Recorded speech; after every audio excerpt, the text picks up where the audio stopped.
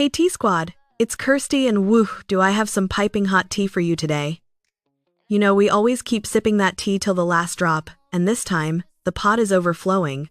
Because while the cameras at VidCon 2025 showed nothing but smiles and selfies, something huge was bubbling underneath the surface. The world's biggest creators just flew out of VidCon 2025, and while they were all smiles on camera, one story was never supposed to get out. I'm about to pull back the curtain on what was really going on, the feuds, the scandals, and the backroom deals that are about to change YouTube forever. This is the story of what actually happened. Every year, VidCon is the heartbeat of the creator world. 2025 was meant to be its grand victory lap, the 20th anniversary of YouTube itself. Tens of thousands of fans, creators, and execs filled the Anaheim Convention Center for a week-long spectacle that screamed success. YouTube's keynote presentation looked like a victory parade. Execs hyped up new AI tools, expanded shopping features, upgraded memberships, and shiny new monetization perks.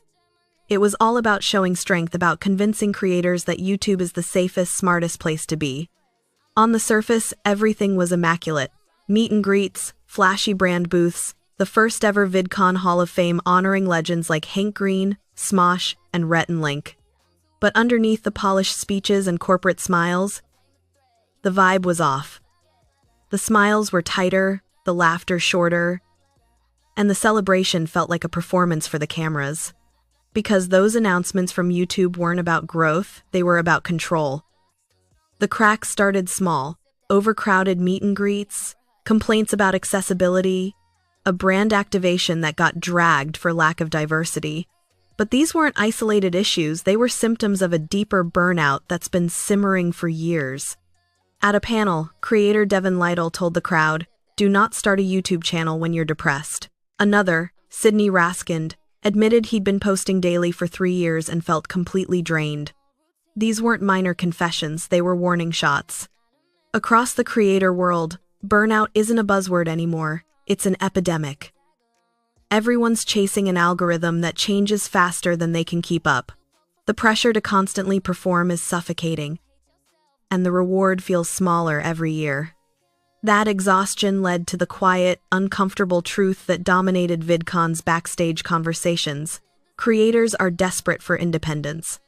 They're diversifying, launching products, creating their own platforms, anything to escape the AdSense treadmill. The so-called creator economy might be booming, but its stars are breaking. To understand what was really going on at VidCon, you have to look at what happened just before it at VidSummit. Unlike VidCon's fanfare, VidSummit is closed doors, no filters. It's where the top 1% of creators talk strategy, the stuff they'll never post about publicly. This year, one word dominated every panel: AI. Not the cute AI thumbnail generator kind, the existential threat kind. Creators were openly panicking about AI channels replicating their content, but they were also plotting ways to use it before it uses them. One industry insider even said, "AI is the new reality TV, it's going to replace the human creators who don't adapt." That's why the contrast between VidSummit and VidCon was so jarring. While YouTube painted AI as a fun sidekick, VidSummit treated it like a power shift. The best creators are building their own businesses, not just surviving, but outgrowing the platform. The smiles in Anaheim weren't just fake, they were scared. And here's the tea that spilled behind closed doors. YouTube's flashy VidCon rollout wasn't a show of confidence, it was a defensive move. Every new feature, from channel memberships to algorithm guides, screams panic mode. YouTube knows creators are building empires that don't need it anymore. And instead of leading, they're chasing, trying to convince creators to build within the platform, not beyond it. The AI collaboration tools? They're a PR distraction, a way to say, we're part of the future too. The Hall of Fame segment? A nostalgia play to remind everyone who built this world first. But the truth? YouTube's 20th anniversary celebration was a beautifully edited illusion hiding a platform in quiet chaos. Behind the after-parties and panels, the whispers were louder than the music. Creators don't trust YouTube anymore. And that's the real VidCon 2025 secret, the moment the power dynamic flipped. For the first time, creators aren't the employees of the platform, they're the competition. They're launching their own subscription sites, private communities, and brand-backed media houses. They're building audiences they own. YouTube's survival depends on whether it can evolve fast enough to keep them loyal. But when burnout meets distrust, no amount of AI filters or shopping features can fix that.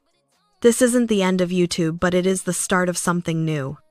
A decentralized, creator-first future where the biggest stars don't need to bow to any algorithm. So that's the tea that leaked from VidCon 2025, not a scandal, but a shift. The smiles on stage were real, just barely. Because the truth is, this entire industry is standing on a fault line, and the quake has already started. What do you think, T-Squad? Is YouTube evolving or just patching the cracks? Drop your thoughts in the comments. I want to know if you think this platform still deserves creator loyalty. And you already know, like and subscribe for more deep dives into the stories that shape the internet. Until next time, keep sipping that tea.